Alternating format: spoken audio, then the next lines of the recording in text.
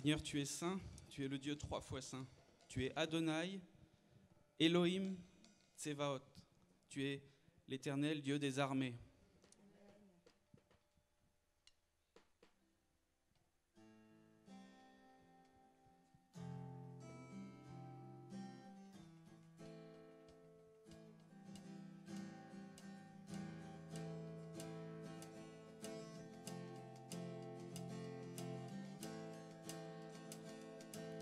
Kadosh. Kadosh. Kadosh, Kadosh. Ça veut dire tu es saint. Kadosh, Kadosh, Kadosh. Chantez avec moi Kadosh. Kadosh, Kadosh, Kadosh.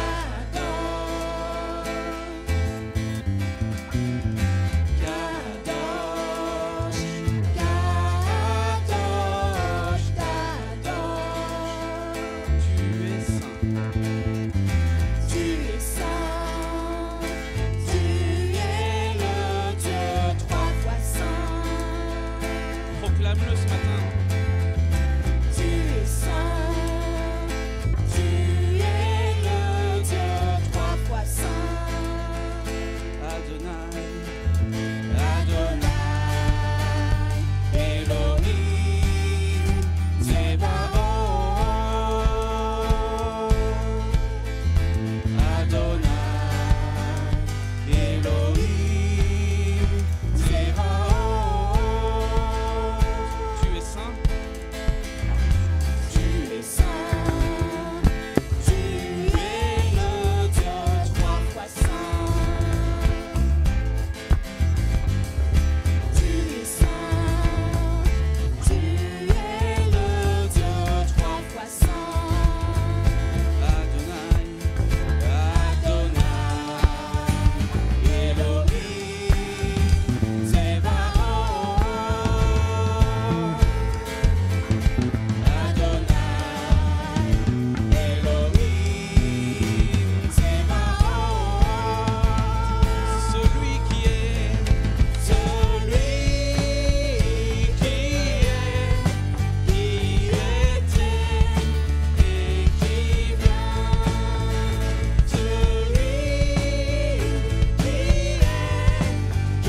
était et qui vient. Tu es saint. Tu es saint, tu es le Dieu 3 fois saint. Tu es saint, tu es le Dieu 3 fois saint. Adonai. Adonai, Elohim, Tsevaot. Adonai, Elohim, Tsevaot. Celui qui est. Celui qui était et qui vient. Celui qui était et qui vient. Celui qui est. Celui qui était et qui vient.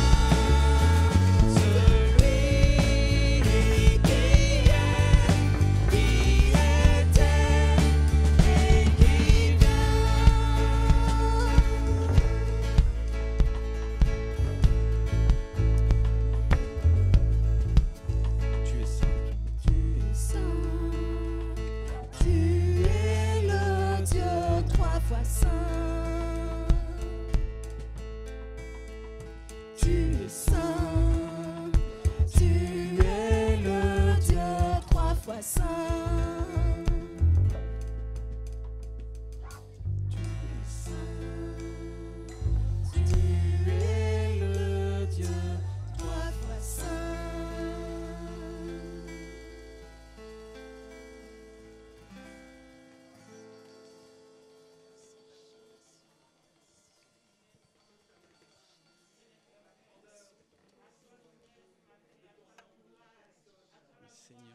voulons élever ta sainteté. Parce que tu es saint, Jésus. Et c'est en toi que nous voulons placer notre espoir, Seigneur. On ne peut placer notre espoir en aucun homme, on ne peut placer notre espoir en aucun parti politique, mais seulement en toi, Jésus. Tout notre espoir est en toi, Jésus.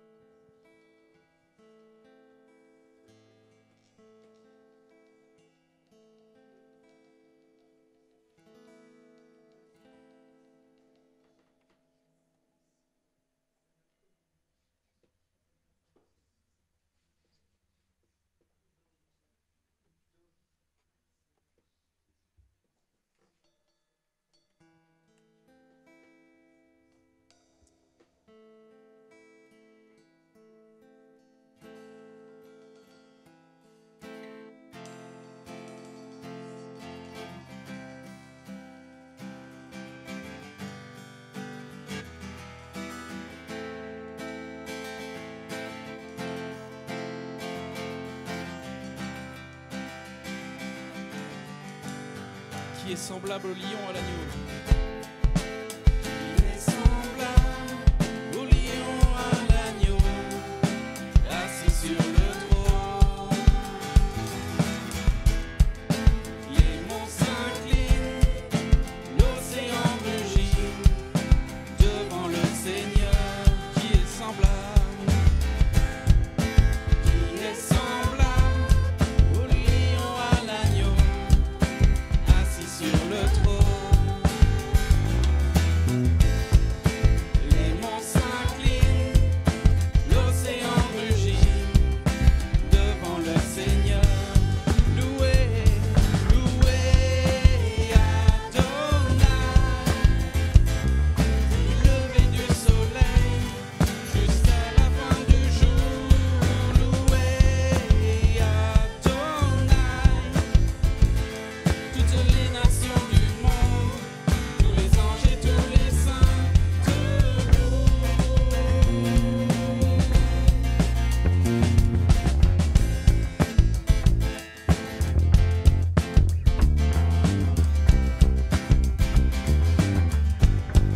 qui est semblable, Il est semblable au lion à l'agneau, assis sur le trône. Les monts s'inclinent, l'océan rugit devant le Seigneur. loué Adonai, loué, Adonai, du lever du soleil jusqu'à la fin du jour. Loué Adonai, toutes les nations du monde, tous les anges et tous les saints. loué, Loué Adonai, du lever du soleil jusqu'à la fin du jour. Loué Adonai, toutes les nations du monde, tous les anges et tous les saints te louent.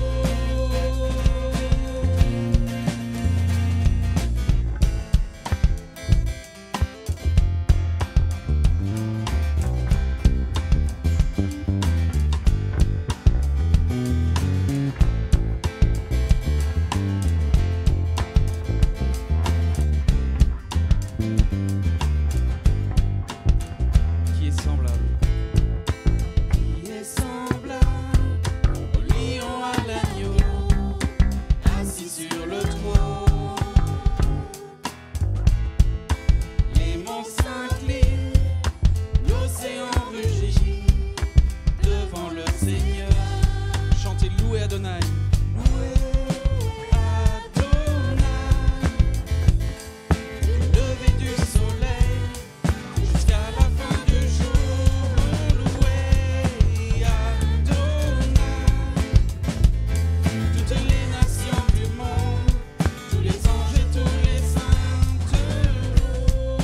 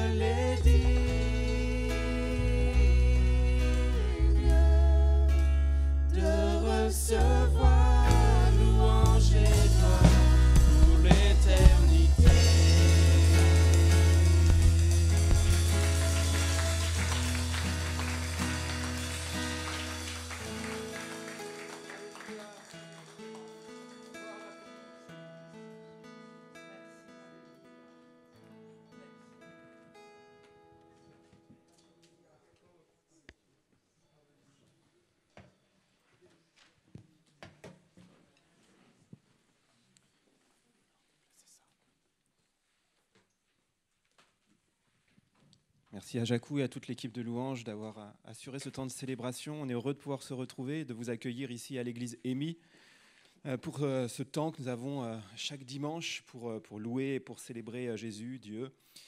Donc vous savez que nos cultes ont repris en présentiel là, depuis un peu plus d'un mois maintenant et qu'il y a un protocole sanitaire qui est en place et c'est ce qui nous conduit à passer par la plateforme WizEvent afin de pouvoir vous enregistrer à l'avance si vous voulez participer à ce culte en présentiel. Donc le lien se trouve dans la lettre de nouvelles qui vous est envoyée chaque semaine et en cliquant sur ce lien, normalement, vous tombez sur la page WizEvent où vous pouvez vous enregistrer à l'avance et ainsi réserver une place ici pour le temps en présentiel. Donc merci à tous ceux qui sont engagés dans un service, à tous les bénévoles qui sont engagés dans la sécurité, dans l'accueil, dans la sono, dans le ménage également. N'hésitez pas à rejoindre ces différentes équipes. Le but, c'est de faire en sorte qu'il puisse y avoir une rotation qui permette d'être en service une fois par mois pour pas que ce soit trop contraignant.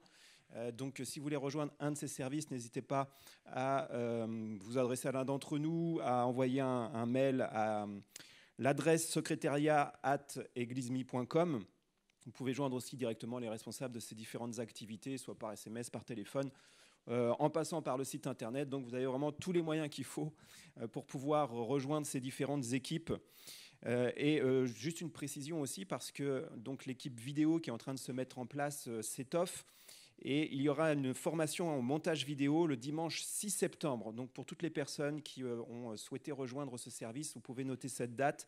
La formation au montage vidéo aura lieu le dimanche 6 septembre après le culte. Donc il faut prévoir votre repas, boissons et nourriture afin que dans la foulée du culte, Cyril puisse assurer cette formation. Pour toutes les personnes qui voudraient avoir un entretien avec un pasteur, prendre le baptême ou devenir membre de cette église, vous pouvez remplir une fiche contact qui est à votre disposition dans le hall. Vous pourrez aussi trouver la carte de visite avec les coordonnées de l'église. En ce qui concerne les réunions de prière, les MDP, c'est chaque mardi soir à 19h30.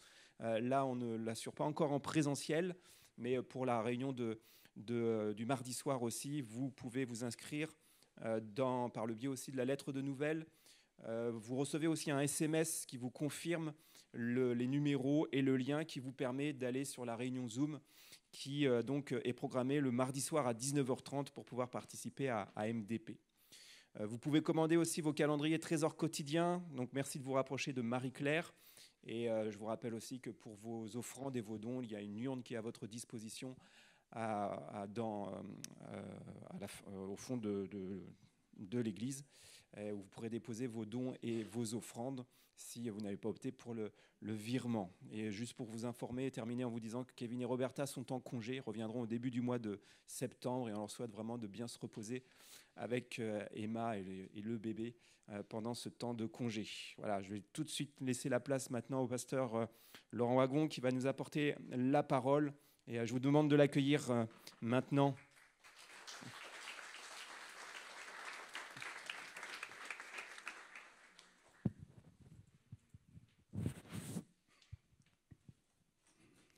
Ça n'a pas duré longtemps, vos applaudissements quand même.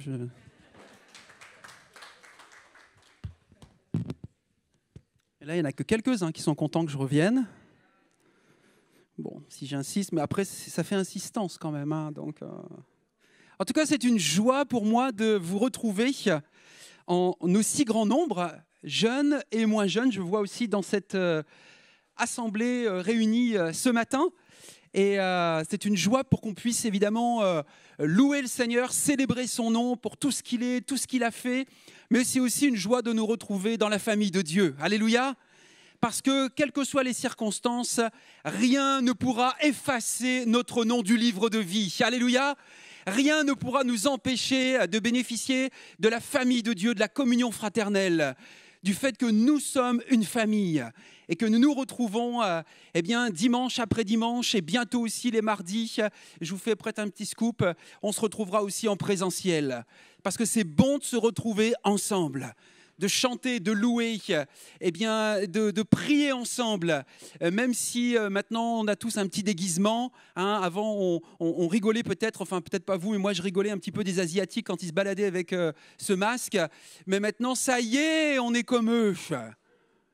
on est comme les Asiatiques. Maintenant, à Paris, on ne différencie plus vraiment qui est asiatique, qui est français, on a tous notre masque. Et c'est important de respecter ces gestes barrières, ces consignes, parce qu'il en va aussi quand même de la sécurité des uns et des autres. Alléluia! J'ai la joie aussi, bien sûr, de partager à nouveau la parole. Ça fait 1 mois que je vous avais quitté et que nous avions commencé en présentiel le 19 juillet.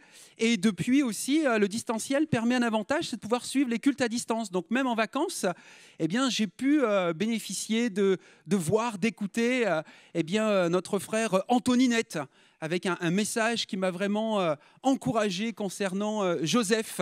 Et j'ai pu aussi écouter Kevin, qui a parlé de ce roi rejeté, et puis aussi Xavier, mais Xavier, je l'ai vu aussi en live dimanche dernier ici. Et tout ça pour vous dire qu'ils ont pu apporter des messages qui étaient inspirés et inspirants. Et je bénis le Seigneur pour ces prédicateurs et ces prédications que vous avez pu bénéficier en présentiel, mais aussi à distance. Alors, moi, c'est une joie de pouvoir à nouveau reprendre et terminer la semaine prochaine cette série Connexion. Et j'aimerais vous partager un nouveau secret ce matin. Est-ce que vous êtes prêts à l'écouter? Est-ce que vous êtes prêts à le saisir? Parce que heureux celui qui écoute, mais pas seulement, qui garde et qui met en pratique. C'est celui-là qui est heureux, heureuse. Alors on veut écouter, mais on veut aussi surtout saisir et s'approprier et mettre en pratique ce que le Seigneur a de bon pour nous. Vous avez peut-être déjà entendu parler de l'histoire de cet homme d'influence hors du commun qui s'appelle John Davidson Rockefeller, et de l'empire pétrolier qu'il a construit aux États-Unis. Il y en a qui connaissent John Davidson Rockefeller? Quelques-uns de noms, c'est pas un nom complètement inconnu, même si c'est un Américain, mais quand même, c'est quand même une célébrité importante du siècle dernier, mais vous allez l'entendre. Mais il y en a très peu qui connaissent le miracle qui est survenu dans sa vie. John Davidson Rockefeller, il est né à New York en 1839, dans une famille assez pauvre. À l'âge de 16 ans, il va commencer à travailler, c'était peut-être plus commun à l'époque, on commençait à travailler plus jeune, et il va commencer à travailler pour un tout petit salaire. À 19 ans, il va emprunter une somme de $1000 pour démarrer sa propre entreprise, auto-entrepreneur, chef d'entreprise à 19 ans.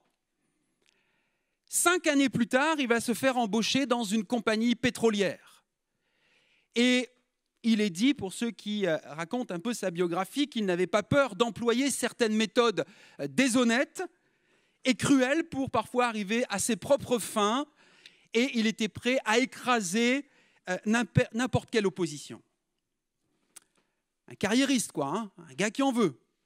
À l'âge de 33 ans, il va gagner son premier $1 000 000. Ça fait rêver. À l'âge de 33 ans, il y en a qui n'ont pas encore atteint 33 ans, il y en a qui l'ont depuis longtemps dépassé. Mais même si on l'a longtemps dépassé comme moi, je ne suis pas encore arrivé à $1 million de revenus. À 43 ans, sa compagnie vend plus de 90% du pétrole sur tous les États-Unis. Et à l'âge de 53 ans, John Davidson Rockefeller devient l'homme le plus riche du monde, le premier milliardaire sur la Terre, à l'âge de 53 ans. Mais il a aussi créé, sans peut-être, involontairement en tout cas, il a créé aussi une armée de gens qui le haïssent. Quand vous devenez riche, vous ne faites pas que des gens heureux à côté de vous. Et à cause de cela, il doit payer une bande d'hommes armés qui doivent le protéger jour et nuit. Des gardes du corps qui doivent le protéger jour et nuit. Et un journaliste de l'époque rapporte en 1892, alors qu'il est âgé donc de 53 ans, il écrit dans le journal un scoop: l'état de santé de John Davidson Rockefeller l'a rendu complètement chauve. il a perdu tous ses cheveux sur sa tête, ses sourcils et ses cils ont complètement disparu, et il est devenu maigre à faire peur, une momie égyptienne. C'est terrible de le voir dans un tel état. Les médecins lui donnent moins d'1 an à vivre. Et alors qu'il est dans cet état de santé, il va discuter avec sa femme. Et dans cette discussion, un moment avec sa femme, il va lui dire « Mais tu ne vas pas encore me prêcher un sermon ?» Mais dans sa chambre, le soir, John Rockefeller va commencer à se poser de sérieuses questions sur son existence et sur son état. Et il va te dire « C'est vrai, je vis comme un prisonnier dans cette prison en or, protégé par des barreaux aux fenêtres et une bande d'hommes armés jusqu'aux dents pour me protéger de ceux qui veulent me tuer. Mais rien de cela ne peut me protéger contre la peur, la maladie et la mort. » Et il se regarde dans un miroir et il se dit « Regarde-toi, John, tu es le plus misérable des hommes sur la terre. » Et durant une autre nuit sans sommeil, il se dit la chose suivante, « Qu'est-ce que ma mère, parce que sa maman était chrétienne, quel privilège d'avoir une maman chrétienne, qu'est-ce que ma mère avait l'habitude de me dire au sujet de l'argent ?» Et c'est quelque chose dans la Bible, je dois absolument le trouver. Alors il se lève, il va dans sa bibliothèque et il va chercher ce livre que nous connaissons, que vous avez sans doute ce matin entre vos mains. Et il dit, voilà, j'ai trouvé le livre. Et il se rappelle de la référence que sa maman lui avait évoquée dans 1 Timothée, chapitre 6, verset 10, où il est dit, « Car c'est une racine de toutes sortes de maux, l'amour de l'argent. Ce que quelques-uns ayant ambitionné, ils se sont égarés de la foi et se sont transpercés eux-mêmes de beaucoup de douleurs. » Et ce qui va faire dire à John Rockefeller, « Oh Dieu, comme c'est vrai, combien loin de la foi j'ai erré. Seigneur, est-il trop tard pour moi de revenir et d'être pardonné ? S'il te plaît, Jésus, aide-moi à avoir un nouveau départ dans ma vie. S'il te plaît, pardonne-moi, guéris-moi et laisse-moi vivre. Montre-moi comment commencer ma nouvelle vie. » Cette nuit-là, l'homme le plus riche sur la terre venait de se soumettre humblement devant son Dieu, lui demandant de lui pardonner ses égarements et de lui donner un nouveau départ. Peu de temps après, il va demander à sa secrétaire d'organiser une conférence de presse et il va déclarer ceci aux journalistes qui étaient réunis. « Messieurs, je vous ai demandé de venir pour vous dire que je me retire des affaires définitivement. Comme vous le savez tous, j'ai gagné des millions de dollars. Mais cela ne m'a pas apporté le bonheur et la paix dans ma vie. Avec le si peu de temps qui me reste à vivre, je planifie d'utiliser ce temps pour venir en aide à ceux qui sont dans le besoin, en aidant le plus de gens possible. Vous avez l'air choqués, messieurs, voyez-vous, ces longues nuits sans pouvoir dormir ont ouvert mon esprit. J'ai fini par réaliser que l'argent, ce n'est pas tout, et j'ai réalisé aussi qu'avec tout cet argent que j'ai amassé, quand je vais mourir, je ne pourrai même pas emmener une seule pièce de monnaie avec moi dans le prochain monde. » Voyez-vous, chers amis, à partir de ce jour-là, Rockefeller a découvert le secret de poursuivre les vraies richesses. Et c'est les secrets que j'aimerais vous partager ce matin. Et il a commencé alors à aider, nous dit le biographe, des missionnaires.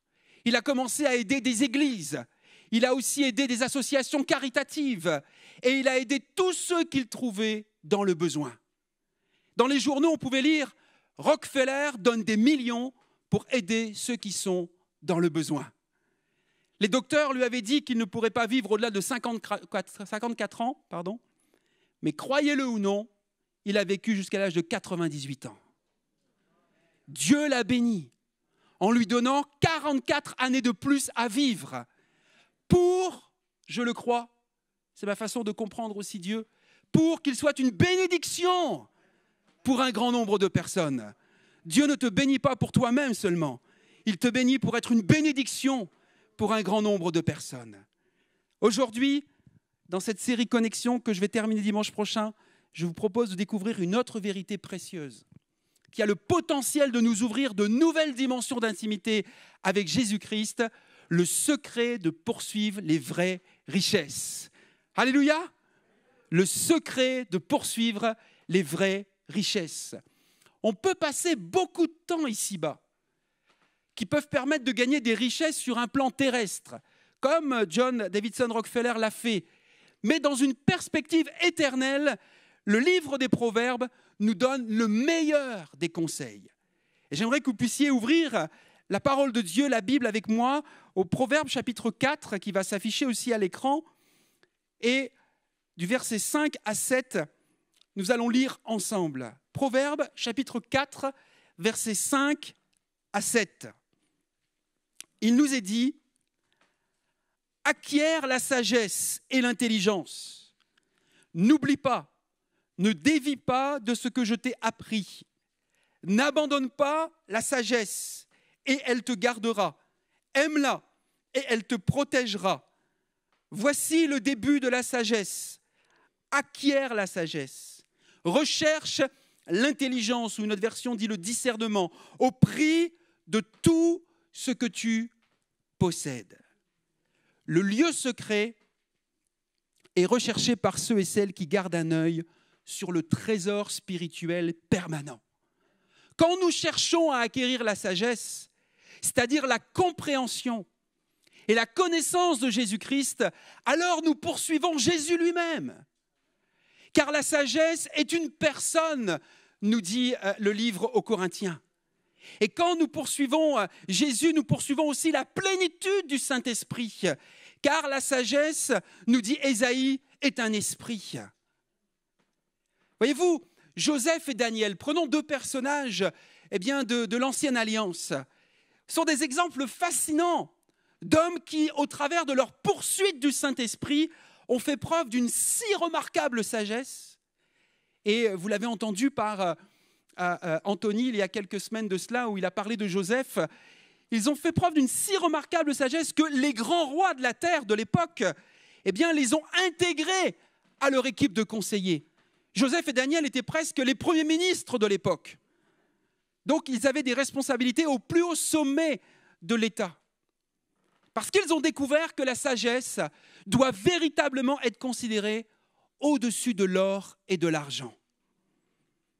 Alors que signifie être une personne de sagesse et d'intelligence? Eh bien la réponse se trouve dans le psaume 14, verset 2. Dans le psaume 14, verset 2, nous lisons « Du haut du ciel, l'Éternel observe les hommes pour voir s'il y en a un qui est intelligent, ou une autre version dit qui est du bon sens et qui cherche Dieu. » J'aimerais vous dire que l'Éternel, notre Dieu, du haut du ciel, cherche toujours aujourd'hui des hommes. Il observe toujours pour voir si sur cette terre, dans notre humanité, il y a des hommes et des femmes, jeunes ou moins jeunes, et qui ont un peu de bon sens et qui cherchent Dieu. Voyez-vous, les deux dernières expressions, qui est intelligent et qui cherche Dieu, elles sont un parallélisme hébreu. C'est-à-dire qu'ils signifient la même chose. Quelqu'un qui est intelligent ou qui est du bon sens signifie la même chose que quelqu'un qui cherche Dieu.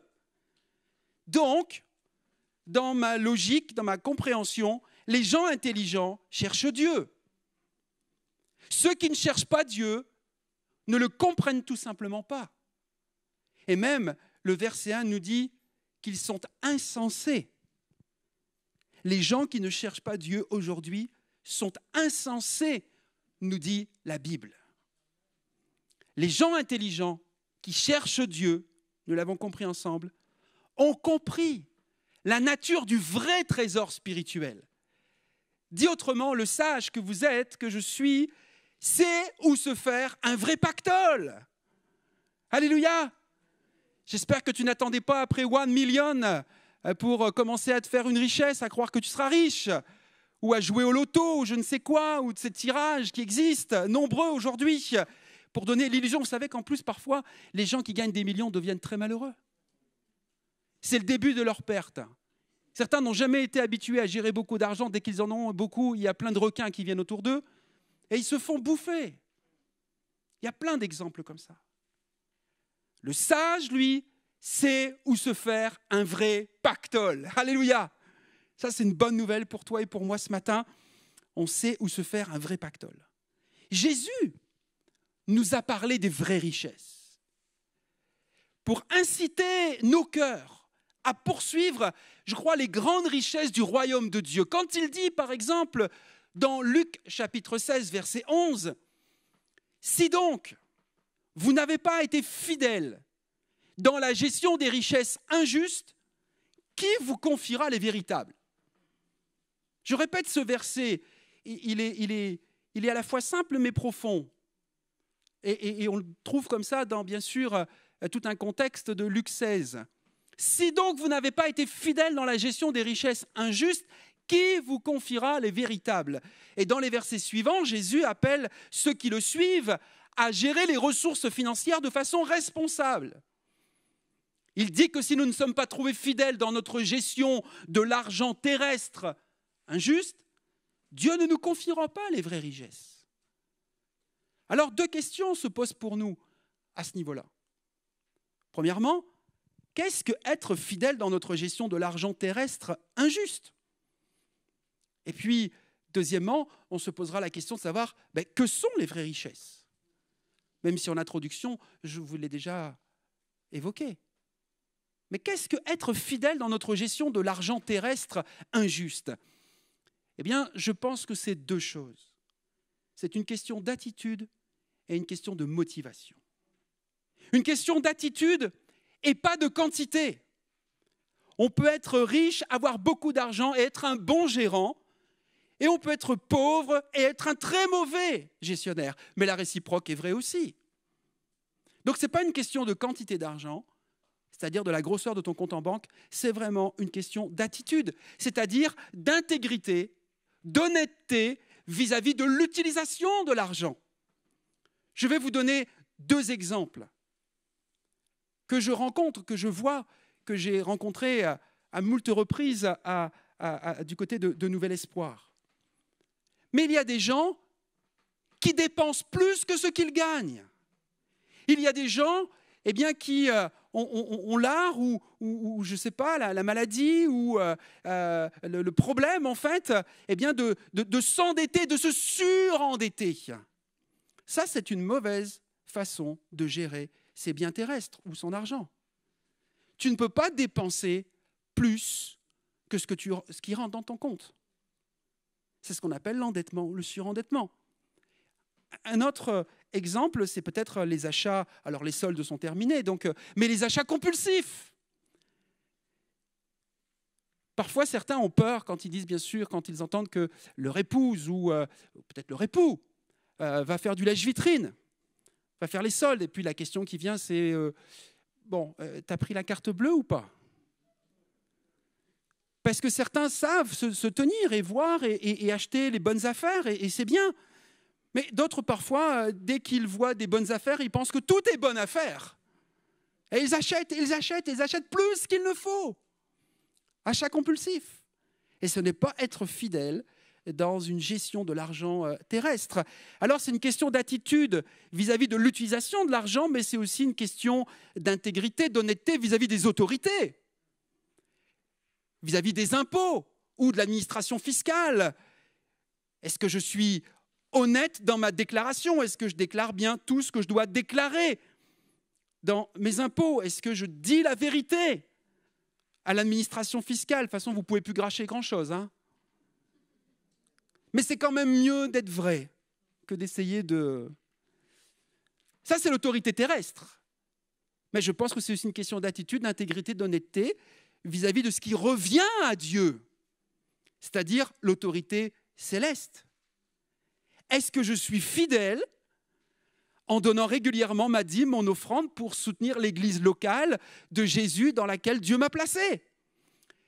Et ça concerne aussi bien les jeunes que les moins jeunes, les célibataires que les couples, et ça concerne chacun d'entre nous qui appartenons à Jésus et qui sommes membres de cette assemblée ou qui la fréquentons et où il y a quelque chose, nous le savons, dans l'enseignement biblique que Jésus nous rappelle, où nous devons aussi restituer à Dieu une part de ce qu'il nous a donné, confié ici-bas. Je savais qu'il n'allait pas avoir beaucoup de amen à ça. Pourtant, c'est une bénédiction. Si nous ne comprenons pas cet enseignement-là, nous nous privons d'une grande bénédiction. C'est Jésus qui le dit. C'est une question d'attitude, mais c'est aussi une question de motivation. En qui, motivation quant à notre attachement, en qui ou en quoi je mets prioritairement ma confiance? Qui est ma source d'approvisionnement? Est-ce Dieu ou mon employeur ou un investissement financier? Demandons vraiment à l'Esprit de Dieu ce matin. Est-ce que mon cœur et mes émotions sont influencés par l'esprit du système de ce monde, qui est appelé aussi mammon, mais en fait c'est le système économique de ce monde, ou est-ce que mon cœur, mes émotions sont influencées par l'esprit du royaume de Dieu? Jésus dit que quand nous sommes fidèles avec l'argent injuste, terrestre si vous voulez, c'est-à-dire quand nous sommes de bons gérants dans l'utilisation de choses matérielles tangibles qui appartiennent à un autre système, celui du monde, alors, il dit, nous nous qualifions pour parvenir aux richesses véritables. C'est fort quand même. Hein? Je ne sais pas si vous l'aviez déjà lu dans ce sens. Alors, que sont les véritables richesses? Eh bien, oui, elles sont spirituelles. Oui, elles sont éternelles. Oui, elles sont immenses, les richesses de la grâce, de la gloire et de la bonté de Dieu dont nous parle Paul. Il va utiliser ces expressions, les richesses de sa grâce, les richesses de sa gloire, les richesses de sa bonté. Mais plus concrètement, est-ce que les vraies richesses, c'est avoir des positions d'influence ou d'efficacité dans ce monde ou dans l'Église? Est-ce que c'est se voir confier par Dieu la supervision de personnes, petits ou grands, ou d'une équipe? Oui, en partie, c'est une partie de la réponse de ces vraies richesses, mais la principale réponse se trouve plus loin dans le Nouveau Testament quand Paul écrit sous l'inspiration divine dans sa deuxième lettre aux Corinthiens au chapitre 4 et versets 6 à 7 que nous allons lire, que vous pouvez lire dans la Bible, dans votre Bible, 2 Corinthiens 4, 6, 7. En effet, dit-il Paul, le même Dieu qui un jour a dit que la lumière brille du sein des ténèbres, a lui-même brillé dans notre cœur pour y faire resplendir la connaissance de la gloire de Dieu qui rayonne du visage de Jésus-Christ. Mais ce trésor, nous le portons dans des vases faits d'argile que nous sommes, pour que ce soit la puissance extraordinaire de Dieu qui se manifeste et non notre propre capacité. Quel est ce trésor auquel Paul fait référence? Eh bien, c'est la connaissance de la gloire de Dieu qui rayonne du visage de Christ. Dit autrement, le trésor est la connaissance de Christ. Alléluia! Et Paul renforce cette pensée quand il dit aux chrétiens de Colosse, chapitre 2, versets 2 et 3, « Je combats pour eux ».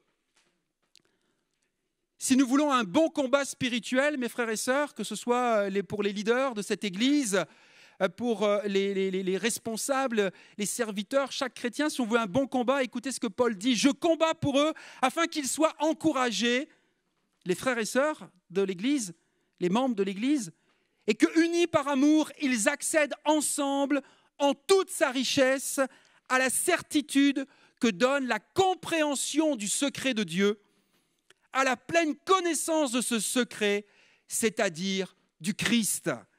En lui, en Jésus, se trouvent cachés tous les trésors de la sagesse et de la connaissance. Donc, j'en déduis que les vraies richesses de Luc 16, 11, dont nous parle Jésus, sont la sagesse, la connaissance et la compréhension de Dieu le Père, de Dieu le Fils et de Dieu le Saint-Esprit. Si nous avons un minimum de bon sens, nous poursuivons la connaissance de Christ, avec un certain, il faut le dire, un certain renoncement à nous-mêmes. Si je poursuis Christ, si je continue à courir après Christ pour mieux le connaître, mieux l'aimer, mieux le servir donc, et mieux servir les autres, alors je vais renoncer à bien des choses ici-bas et à moi-même. Et c'est là qu'intervient le lieu secret. C'est avec la parole de Dieu,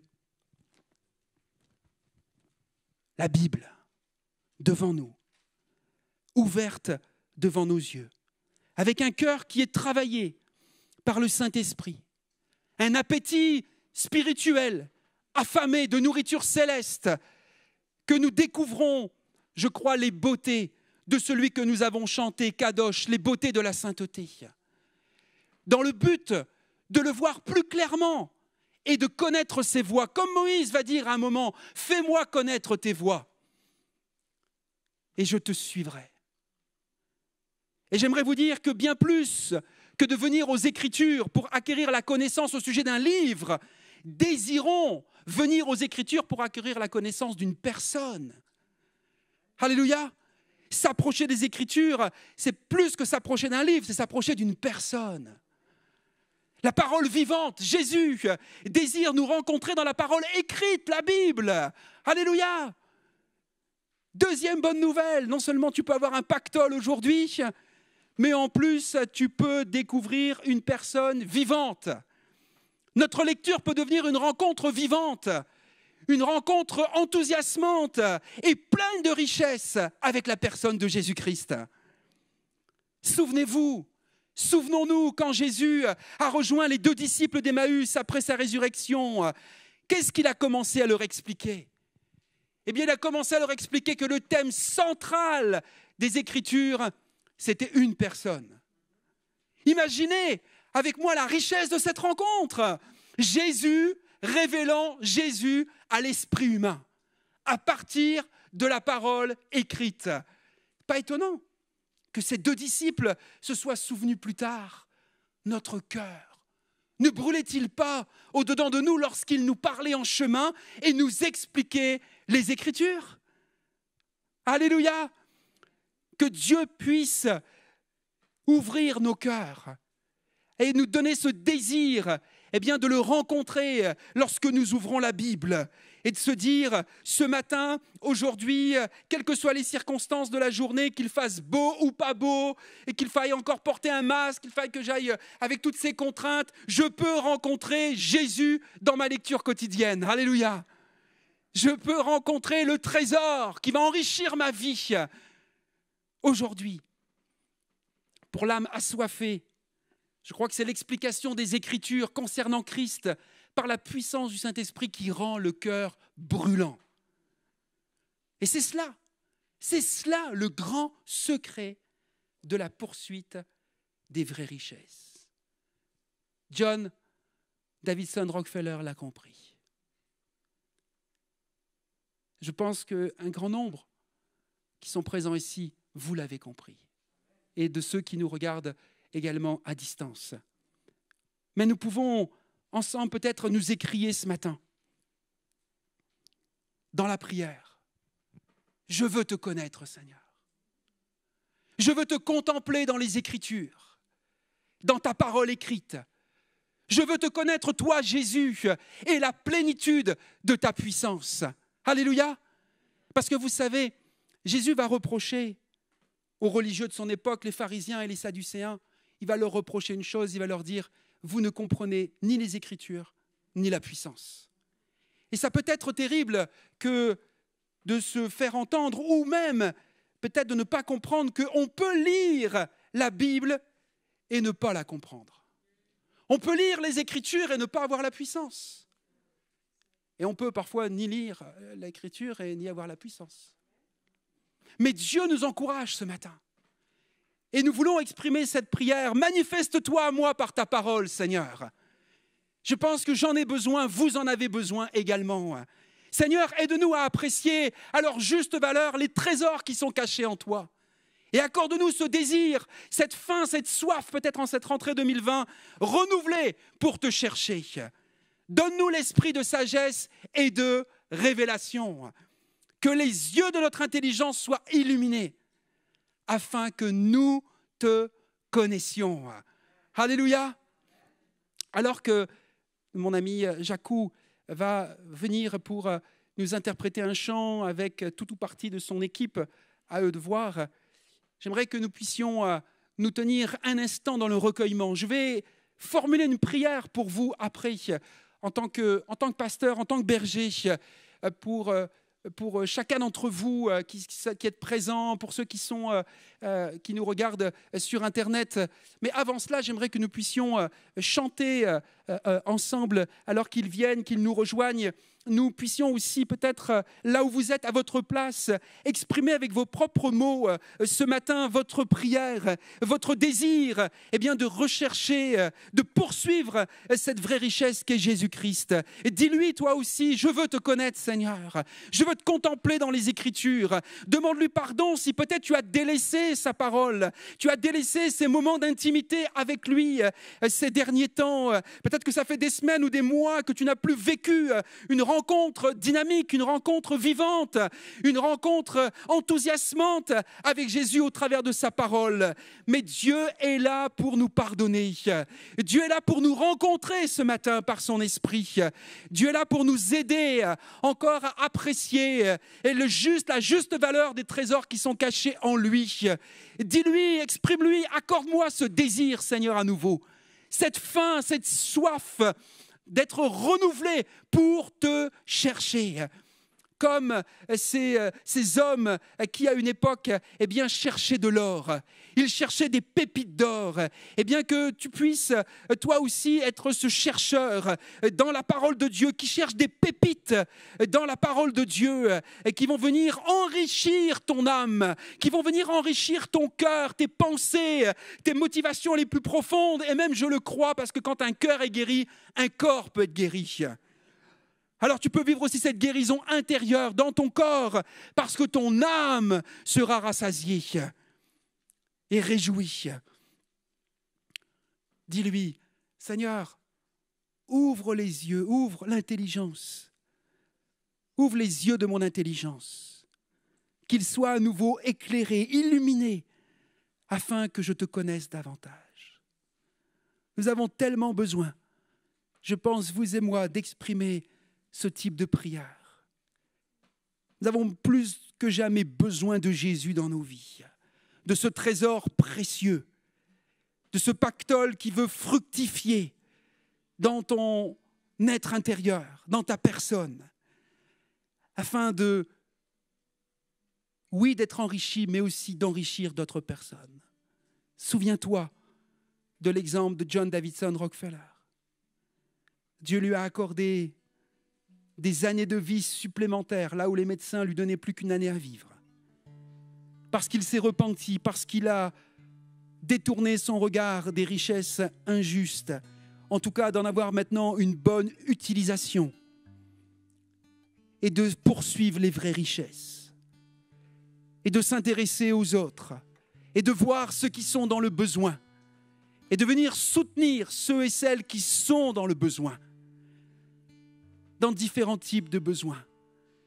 Et il a contribué, vous pourrez aller lire si vous voulez sa biographie, sa vie. Il a été un ami de la France parce qu'il est venu aussi donner de l'argent pour la rénovation du château de Versailles, de plein de choses, d'associations, d'institutions, de recherche pour la médecine. On travaille avec l'Institut Pasteur.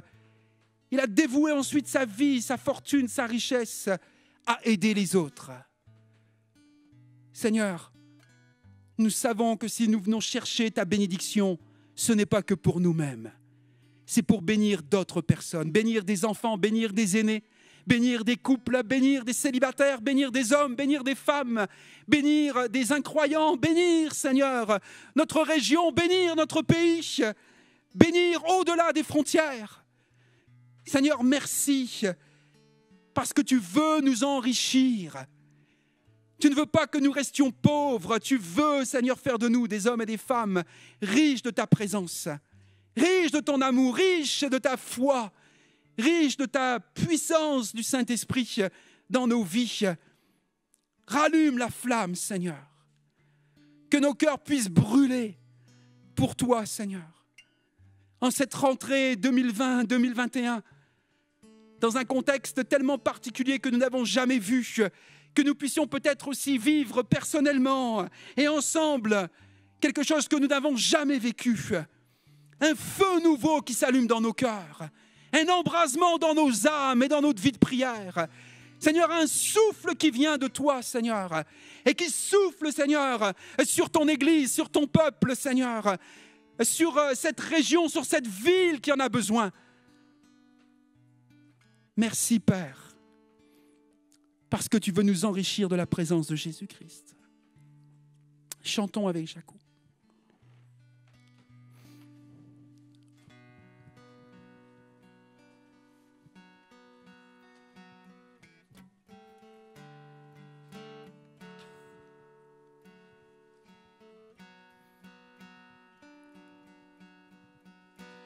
Aucun argent ni or, aucun autre trésor ne pourrait m'éloigner de ton cœur.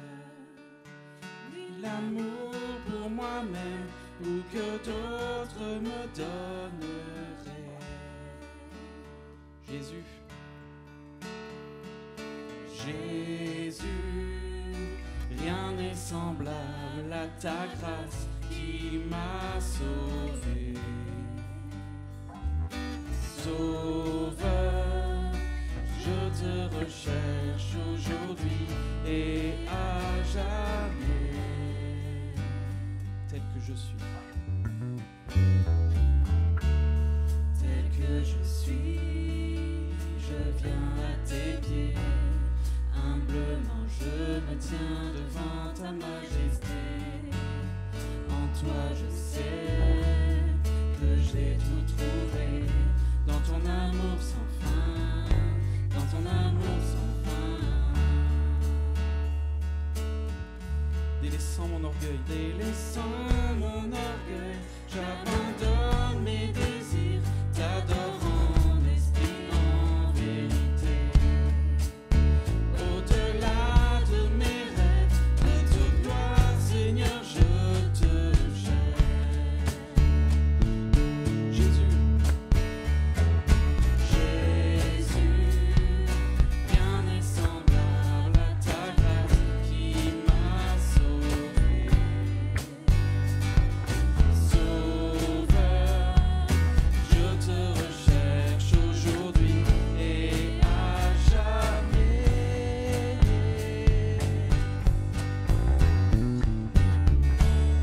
Tel que je suis, je viens à tes pieds. Humblement je me tiens devant ta majesté. En toi je sais que j'ai tout trouvé. Dans ton amour sans fin, dans ton amour sans fin. Tel que je suis, je viens à tes pieds. Humblement je me tiens devant ta majesté. En toi je sais que j'ai tout trouvé. Dans ton amour sans fin, dans ton amour sans fin. Tu peux continuer à jouer si tu veux, Jacou. J'aimerais prier. Vous pouvez rester dans cette attitude de prière. J'aimerais prier la parole de Dieu. Vous savez, quand nous prions les Écritures, quand nous prions la parole de Dieu, nous ne nous trompons pas. Nous prions quelque chose de vrai, de profond, de puissant. Et j'aimerais prier les paroles de Éphésiens, chapitre 1, versets 15 à 19, qui est aussi l'expression de mon cœur pour vous, pour l'Église. Moi aussi, après avoir entendu parler de votre foi au Seigneur Jésus et de votre amour pour tous ceux qui appartiennent à Dieu, je ne cesse de dire ma reconnaissance à Dieu à votre sujet quand je fais mention de vous dans mes prières. Je demande que le Dieu de notre Seigneur Jésus-Christ, le Père qui possède la gloire, vous donne par son esprit sagesse et révélation pour que vous le connaissiez. Qu'il illumine ainsi votre intelligence, afin que vous compreniez en quoi consiste l'espérance à laquelle vous avez été appelés. Quelle est la glorieuse richesse de l'héritage que Dieu vous fait partager avec tous ceux qui lui appartiennent. Et quelle est l'extraordinaire grandeur de la puissance qu'il met en œuvre en notre faveur, à nous qui plaçons notre confiance en lui. Amen. Amen.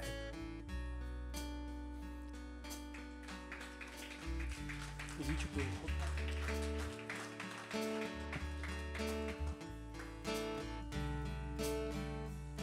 Tel que je suis, Je suis, je viens à tes pieds, humblement je me tiens devant ta majesté. En toi je sais que j'ai tout trouvé, dans ton amour sans fin, dans ton amour sans fin. Tel que je suis, je viens à tes pieds, humblement je me tiens devant ta majesté. Toi je sais que j'ai tout trouvé dans ton amour sans fin, dans ton amour sans fin.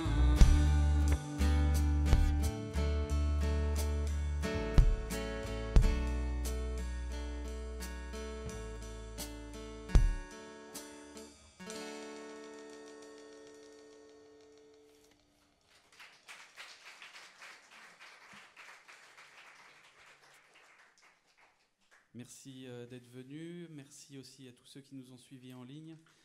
Vraiment, soyez bénis dans le nom de Jésus.